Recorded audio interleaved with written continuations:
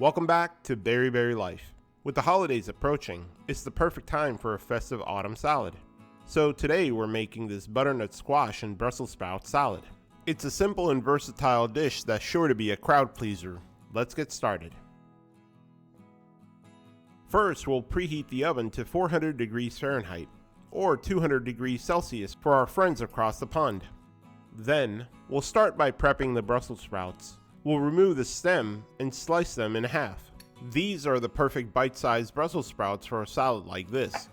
Did you know that Brussels sprouts are named after Brussels, Belgium, where they've been cultivated as early as the 13th century? They're part of the Brassica family, which includes vegetables like cabbage, broccoli, cauliflower, and kale. Remember all those vegetables you didn't like as a kid. There is a myth that Brussels sprouts are bitter, but that only happens when they're overcooked, which releases the sulfur compounds. We'll transfer these to a large bowl, and to it we'll add our butternut squash, the star of autumn.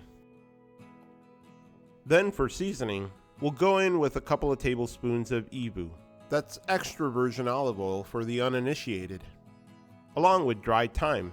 Why was the chef angry when someone asked him for advice? Because he didn't have any time. Along with some salt and ground black pepper to taste. Then give it a toss to coat all the veggies. Why did the Brussels sprouts get lost? Because it couldn't find its head. Once coated, we'll transfer it to a parchment-lined baking sheet and spread it out evenly. Then into the oven the baking sheet goes to roast the veggies for about 35 to 40 minutes. While the veggies are roasting, we'll make a delicious cranberry glaze, starting with half a cup of cranberry juice in a saucepan over low heat.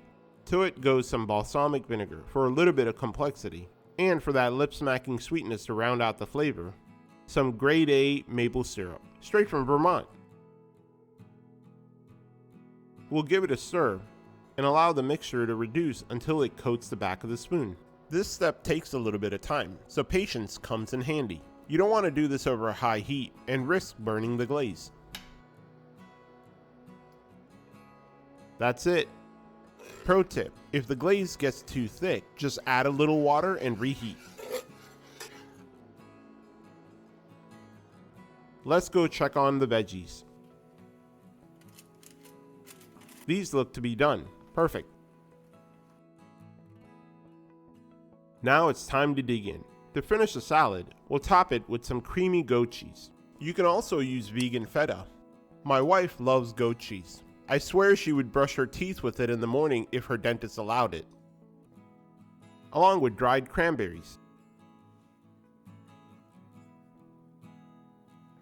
Then a drizzle of our cranberry glaze.